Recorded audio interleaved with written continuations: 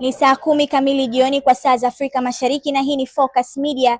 Hujambo na karibu katika habari za saa na msomaji wako ni Faudhia Waziri.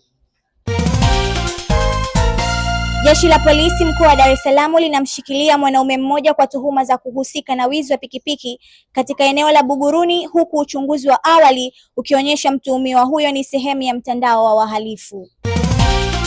Watu wawili wamejeruhiwa baada ya moto kuteketeza nyumba 3 za makazi katika eneo la Keko jijini Dar es Salaam.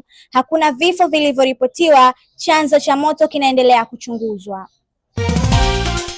Na serikali imewahimiza wananchi kujitokeza kushiriki zoezi la usafi wa mazingira litakalofanyika Jumamosi ijayo nchi nzima, ikiwa ni sehemu ya kudhibiti magonjwa ya mlipuko. Na mamlaka ya hali ya hewa Tanzania TMA imetoa tahadhari ya mvua kubwa kuendelea kunyesha katika mikoa ya Pwani, Morogoro na Dar es Salaam na kuwataka wananchi kuchukua tahadhari.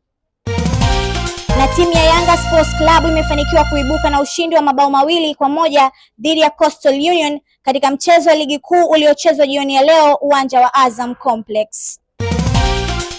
Na huo ndio mwisho wa habari za saa kutoka hapa Focus Media. Msomaji wako ni Faudhia Waziri. Alamsik.